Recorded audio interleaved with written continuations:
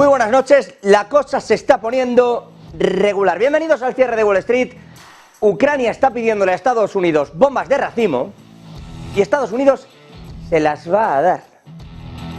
La cosa está cogiendo unos tintes, bueno, pues que no le gustan, por ejemplo, ni a la gente de Human Rights, es decir, a la gente que en teoría se encarga desde esas organizaciones internacionales de vigilar por los derechos humanos.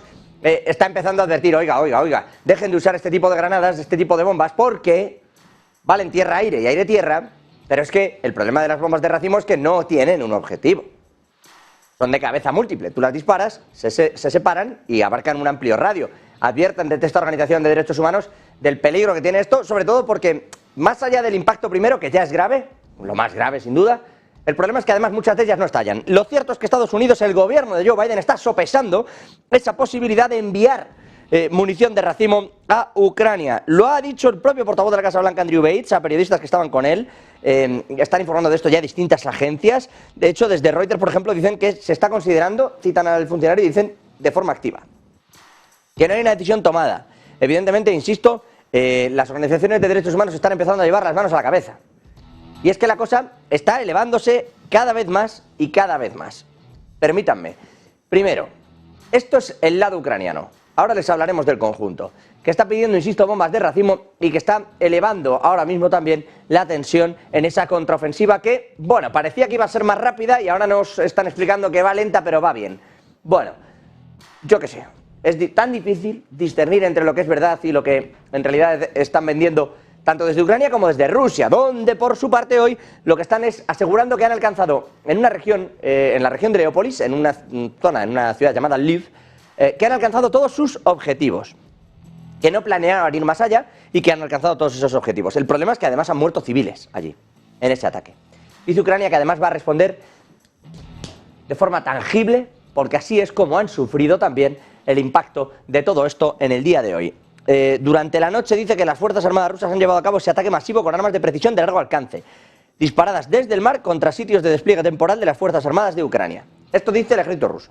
Desde Ucrania, insisto, dicen que allí han muerto personas, han muerto civiles, y que van a responder de forma tangible, ha dicho textualmente Zelensky a través de las redes sociales. Pero lo peligroso, lo preocupante para Europa hoy, es que Lviv está cerquita de Polonia, muy cerquita de Polonia. ¿Recuerdan ustedes aquel misil que era ruso, que había matado a 2 polacos, y que luego no era ruso, que era un misil antiaéreo lanzado por Ucrania, pero que sí, pero que no? ¿Recuerdan todo aquello? Todo eso pasó muy cerquita de esta región. Y ahora el problema, y por lo que se están llevando las manos a la cabeza en Europa es, verás, como esto se te va un poquito más aquí, más allá, yo sé que son armas de alta de precisión, de largo alcance, sí, pero cuidado, porque por aquí, insisto, con un misil que se me desvía, acabamos como acabamos en su momento, y vamos a ver, porque esto sí supone, cada vez en realidad lo que estamos viendo es que escalamos un poquito más. De hecho, no deja de pedir Ucrania más armamento. Y a esto, por cierto, hay que decir que fíjate si lo está recibiendo. Se dice muchas veces, bueno, es que Ucrania se está defendiendo de Rusia de forma heroica. Bueno, sí, puede ser. O sea, es una forma de verlo. La otra forma es que en realidad Ucrania está siendo muy bien dopada, armamentísticamente hablando. Lo dicen los distintos medios también, se están filtrando informes que aseguran que es que Ucrania, con lo que está recibiendo, ya tiene más tanques que Rusia. Porque claro, en concreto, los datos sobre ayuda militar destacan ese cambio significativo, ¿no? En 16 meses de guerra llevamos ya, y hoy dice la agencia Bloomberg, en realidad por datos del rastreador de apoyo a Ucrania, que lo tiene el Instituto Kiel, yo les explico todo porque esto tiene base en Alemania, Lo digo para que cada quien, luego como siempre, cada uno que coja los datos que quiera y como los quiera coger. Pero nosotros les contamos lo que va saliendo de todos lados, para que ustedes traten de hacerse la composición lo mejor posible. Bueno, pues según este estudio, insisto, Kiel para la economía mundial, base en Alemania, dicen que los aliados han entregado ya 471 tanques desde el comienzo de la guerra, 286 más que le están llegando ahora, y ojo, aunque van más despacio, según el informe, con esos van a hacer un total ya casi de, bueno, van a sumar más de 1000 tanques en Ucrania. Bastantes más, además de 1000, en torno a 1757, por ir a exactos. El problema es que Rusia, que enviaba más, ahora le habían destruido unos cuantos. Pero todo esto, insisto, informaciones de un observatorio que trabaja para un lado, evidentemente. sobre todo que hay que tener en cuenta que tiene base en un lugar donde las cadenas de suministro militar se dedican a enviarle armas a Ucrania, entre otras cosas, los famosos Leopard alemanes que llegan a Ucrania.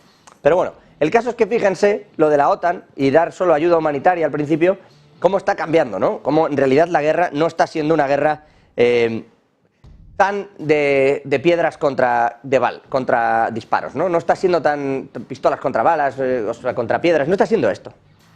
Perdonen, ni siquiera me sale bien decirlo, de raro que es. A todo esto, Zelensky, el presidente ucraniano, lleva en el día de hoy, o sigue en el día de hoy con esa agenda que tiene, visitando distintos países para precisamente lograr que se eleve en mayor medida ese apoyo a Ucrania. Hoy ha estado en Bulgaria, pero ya está de camino a la República Checa, a Praga. Ha estado en Sofía y se va a Praga. Desde allí, por cierto, lo que está buscando es apoyo, dice textualmente él, a la defensa, la integración euroatlántica de Ucrania, la cumbre de la OTAN, las garantías de seguridad y la posible implementación de una fórmula de paz.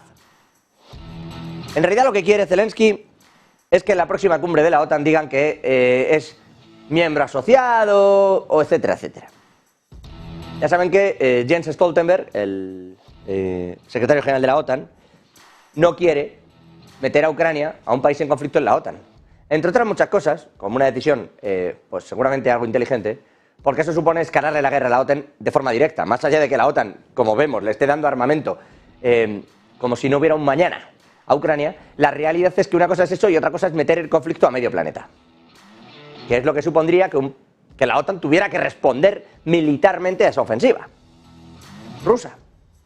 Claro, Stoltenberg no quiere esto, pero a Zelensky empieza a verlo como una posibilidad absolutamente necesaria. Y además, están en Ucrania algo tensos, porque con la ofensiva que estamos viendo en Lviv, en Leópolis, no han sido capaces de responder a Rusia y necesitan, pide Zelensky, los F-16 famosos, que no le están llegando. Y están un poco enfadados con este asunto. Por cierto, ya que hablo de la OTAN, lo que sí que parece, porque se va a hablar el lunes que viene, es que Suecia está dando pasitos para entrar en la OTAN a pesar de Turquía o a pesar de que dentro de Suecia pues algunos siguen empeñados en insultar a determinadas comunidades a través de la quema, por ejemplo, del Corán. En este sentido, Turquía no va a admitir a Suecia. Hoy han tenido una reunión en Bruselas, Finlandia, Suecia, Turquía y Jens Stoltenberg, la OTAN, vaya, intentando hablar de todo esto. En teoría iban a hacer una rueda de prensa conjunta para hablar de todo este asunto y para explicar que, oye, se habían limado asperezas y no ha sido así. Luego han salido a vendernos que esto podría ocurrir el lunes que viene. Marta Vilar, exactamente qué se ha dicho en esa cumbre, qué ha dicho el todavía secretario general de la OTAN, Jens Stoltenberg. Muy buenas noches.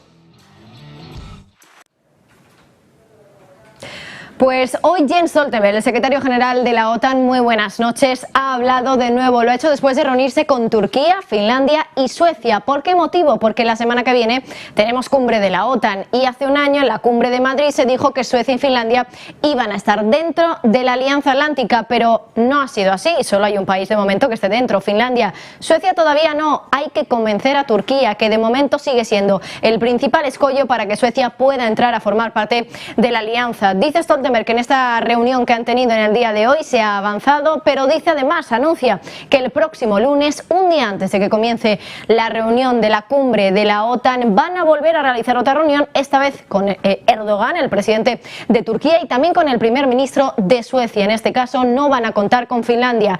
¿Qué ha avanzado también Stoltenberg sobre lo que cree que puede ocurrir en la cumbre de la OTAN? Asegura que es optimista y que cree que se va a producir una decisión positiva respecto a la entrada de Suecia en la OTAN. Eso sí, no ha querido dar más detalles, solo ha dicho que va a ser una decisión positiva y concreta, que su gran ambición es que Turquía dé el sí en la cumbre de la OTAN, pero no ha llegado a aclarar si se refiere a que podemos tener ya la ratificación de Suecia en el momento en el que se celebre la cumbre de la OTAN. Por cierto, también se le ha preguntado por Prigozhin, por el líder de Wagner. Ha dicho que es consciente, en la OTAN son conscientes de que está moviéndose de un lado para otro. Hoy la noticia era que de Bielorrusia había viajado hasta Rusia, y también asegura que son conscientes de que Bielorrusia está realizando unos preparativos para acoger a un gran grupo de soldados de Wagner. Pero volviendo a Suecia, esto es lo que decía sobre esa decisión positiva y concreta que se va a producir en la cumbre de la OTAN, lo decía hoy así Stoltenberg.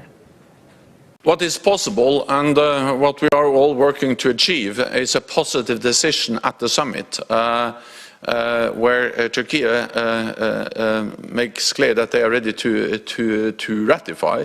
But then we still have some more work to do, and we are working on that now. We had a meeting today. We will work over the weekend, and then I will meet with the Prime Minister and the President on Monday. But of course, a ratification. Bueno, que el 11 y el 12 en la cumbre de Vilna ya veremos, que se van a ver allí Erdogan y Kristersson, desde Suecia y desde Turquía, los primeros ministros, los encargados de llevar a cabo esta integración o no de la OTAN en la Alianza Atlántica. Importante este asunto, como importante es, en Europa, mientras siguen dirimiendo lo que ocurre y deja de ocurrir en Francia, donde están dispuestos a prohibir las redes sociales, pero a Macron le está temblando el pulso porque no quiere ser el censurador de Europa. Importante es lo que está ocurriendo, digo, en Serbia. Han pedido, desde el gobierno serbio, sendas reuniones con la OTAN y con la ONU para solucionar los problemas derivados en Kosovo de las últimas elecciones, donde ya saben que a través de las municipales, como el boicot serbio fue no ir a votar, pues todos han salido pro Albania y ahora hay un problema de gobierno en Kosovo que unos se niegan a aceptar.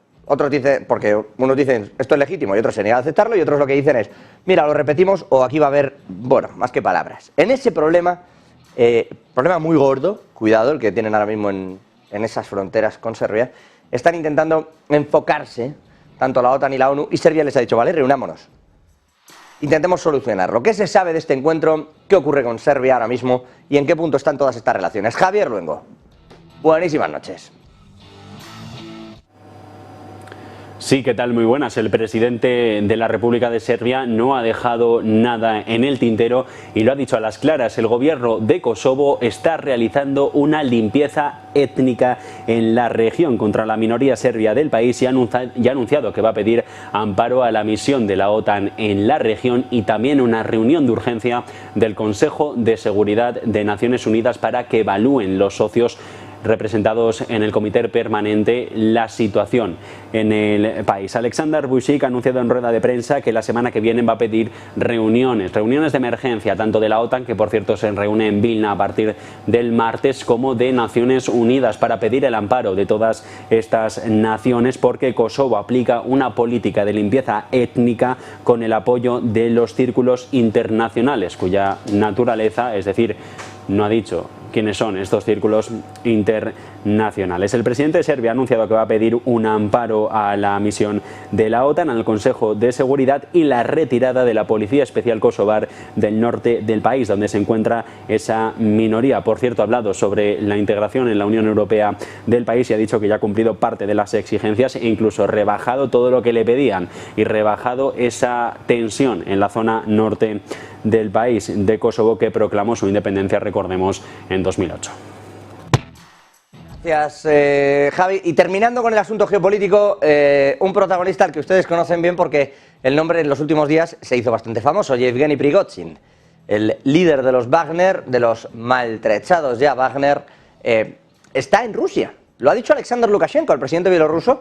Dice que en una serie de conversaciones con periodistas, donde ha hablado incluso de si iba o no a sufrir un golpe de Estado, él asegura que no. En esa conversación ha dicho que Yevgeny Prigozhin está en Rusia, que ha estado en San Petersburgo y que puede que haya estado en Moscú. Se ha puesto incluso a señalar que ni ha sido golpeado, ni detenido, ni nada de esto. Que no están en esa situación en Rusia con Prigozhin. La realidad es que, bueno, pues parece que esté a salvo de esos servicios de seguridad o de algún tipo de revancha que alguien quiera tomar contra Prigozhin, si es que fuera así, si es que no lo tuvieran, o descarta también que se vaya a hacer eso. Eso, insisto, todo esto palabras de Lukashenko, del presidente de Bielorrusia. Hay que llegar, que dicen que es que la conclusión a la que han llegado, y que hay que contarlo todo, es que dice Lukashenko que en ningún momento se quiso derrocar a Vladimir Putin y que por eso a Prigozhin ni se le persigue, ni va a ser encarcelado, ni nada. Y que puede que haya tomado ciertas amnistías. A saber, la realidad es que la promesa de Putin era podéis quedaros en Bielorrusia, podéis integraros en el ejército o volver al frente, pero desde luego la idea no era podéis volver como líderes del grupo Wagner a Moscú. Al tiempo, lo cierto es que parece que está habiendo ahí un cierto acercamiento del que no sabemos mucho más en realidad, que las propias palabras de Lukashenko. Saltando al plano económico, si me permiten, hoy día negro, negro. En las bolsas, no de una oscuridad absoluta, no es de un 10%, pero ahora vamos a ver los mercados en el viejo continente, porque, entre otras muchas cosas, hemos visto, por ejemplo, al CAC 40 en París, a la bolsa parisina, caer, bueno, ha llegado a lo largo de la jornada, superaba el 3% de caída, y en esa misma línea, en realidad, han andado prácticamente todos los índices en el viejo continente. Digo, ahora miramos, si podemos, a todos esos gráficos. Antes, el dato del día pasa por el ADP de empleo, el informe ADP de empleo en Estados Unidos. Un informe al que esperábamos como agüita de mayo, en pleno julio, sobre todo porque esperábamos que cayese mucho. Que la Reserva Federal dijera, ¿veis por qué teníamos que parar? Que ya hemos conseguido incluso darle al empleo. Pero es que resulta, Javier del Valle, que no. Que el empleo sigue ahí, sigue sólido, sigue enfrentándose a la Reserva Federal. Y esto, claro, huele desde atrás a subida de tipos de interés otra vez. Eso es, José. Ha habido sorpresa muy fuerte en el dato de empleo ADP. Se esperaba, de hecho, 228.000 nóminas privadas que se creasen en el mes de junio y el resultado han sido 497.000. Vamos a poner, ahora volvemos con este gráfico que tenemos por aquí de los intereses, pero vamos a poner antes el siguiente, donde vamos a ver esas nóminas ADP. Este gráfico, José, en verde, para que veas el incremento que ha habido en junio. Ojo que esto, el ADP mide sobre todo nóminas privadas, sobre todo no, únicamente nóminas privadas. El dato de mañana del BLS sí que serán nóminas públicas y privadas. Y ese es el dato que realmente usa la Reserva Federal para tomar decisiones. Este simplemente es un adelanto de cómo está el sector privado. El sector privado lo que está mostrando es que en junio se han creado muchas nóminas. Ojo, si uno se mira el informe, verá que en la parte manufacturera y de fábricas se destruyen muchos empleos, pero se están creando nóminas en la parte de construcción. Aquí, José, estuvimos hablando de cómo los constructores estaban volviendo a recuperar el optimismo. Es lógico, están iniciando nuevas construcciones. Las construcciones creo que se disparaban un 20% cuando lo vimos. Entonces los constructores necesitan contratar gente. Es lógico que ahí tengamos un crecimiento de salarios, de empleo. Donde también se está viendo un crecimiento de empleo es en la parte de servicios, en la parte sobre todo más relacionada con todo el tema de restauración, hoteles y todo lo que es hospitality. Ahí es donde se han creado muchísimos empleos en junio, también corresponde un poco por la etapa en la que nos encontramos del año, esta etapa estacional donde entramos en verano, y ahí se hacen falta más puestos de trabajo para cubrir toda esa necesidad de turismo. Por lo que 497.000 nóminas son las que preocupan a la Reserva Federal, que ayer ya mismo en las actas veíamos que empezaba a dividirse, porque unos miembros decían que hay que seguir subiendo tipos y que habría que haber subido en junio, cuando decidió la Fed pausar, y que la inflación no volverá al 2%, mientras otros dicen que va a haber una recesión y que la inflación va a caer y que no hay que subir más los tipos de interés. Pues parece ser que por lo menos durante el día de hoy se va para el lado de los que son más hawkish, de los que creen que deberían de haber subido en junio, e independientemente de si la Fed pausó en junio o si pausa también en julio, el mercado... Eso no te lo crees tú. No parece que vayan a hacerlo, pero el mercado aún así, José, ha decidido. Fijaros ahora si volvemos al primer gráfico. ¿Tú crees que va a pausar en julio también? No. Da igual, porque mira lo que te voy a enseñar. Vamos a poner este gráfico en grande. 5,05% es donde están ya los intereses del rendimiento a 2 años. Ayer les comentábamos en las actas de la Fed, veíamos el rendimiento a 10 años superar el 4%. Bueno, y luego quedó al final el 3,90 y algo. Hoy está en el 4, hoy ha superado el 4. El 2 años está en el nivel más alto, José, desde 2007. Lo que se dice, invertir la curva. Claro, se va invirtiendo más la curva y sobre todo que esto lo que hace es que genera más presión sobre el resto de activos. Los intereses siguen subiendo. Y da igual si la Fed haya pausado en junio. El mercado de renta fija le está diciendo los intereses tienen que ir más arriba y por eso están subiendo. Otra cosa es lo que haga la Fed en julio, que en principio, dado los datos actuales, debería subir. Eso sí, repito, queda el dato de mañana. Esto es nóminas privadas, ADP, es un dato adelantado, no es el dato oficial.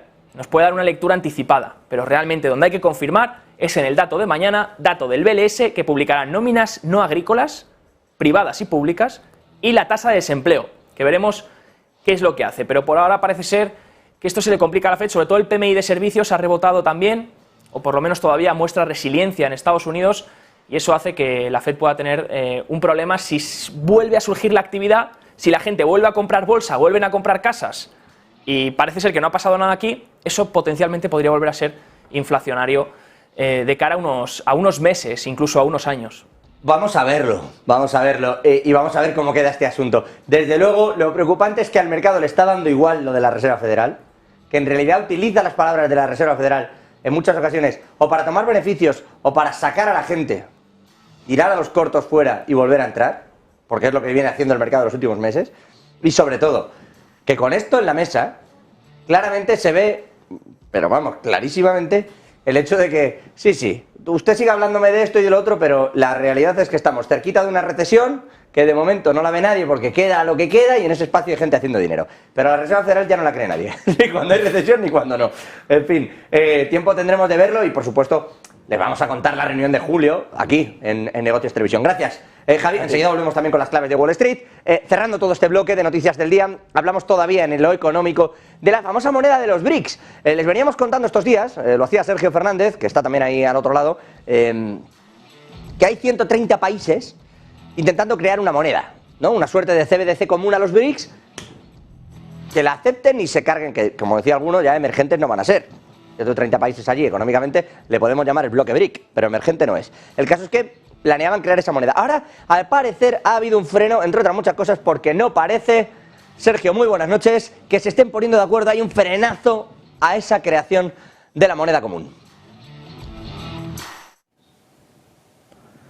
Muy buenas noches, pues hoy vengo a contarte el frenazo a la moneda de los BRICS después de muchas semanas con especulaciones, con esperanzas, con expectativas de que se lanzase la moneda de los BRICS en la próxima reunión que tendrá lugar del 22 al 23 de agosto. El nuevo Banco de Desarrollo, es decir, la institución financiera creada por el bloque de los BRICS de mercados emergentes, ha anunciado que no tiene planes inmediatos, no tiene planes a corto plazo de acuñar una moneda común. Lo ha dicho su vicepresidente y director financiero, y a pesar de que muchos miembros de los BRICS, de esta alianza de Brasil, Rusia, India, China y Sudáfrica, están presionando para aumentar el comercio entre ellos en monedas locales, piensan que todavía necesitan algo más de tiempo para poder desafiar y combatir el dominio mundial del dólar estadounidense. Leslie Maddow, el director financiero de los BRICS, ha dicho que el desarrollo de cualquier alternativa es más una ambición de mediano a largo plazo, disipando un poco estas expectativas que les comentábamos, y también ha dicho que en este momento no hay ninguna sugerencia de crear una moneda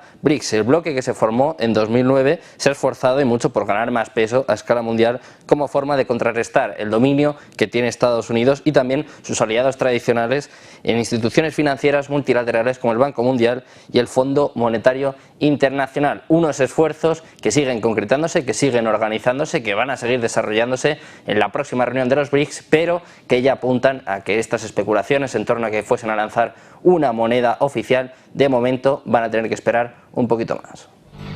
Bueno, pues van a tener que esperar. Les decía yo, ¿qué ha pasado en el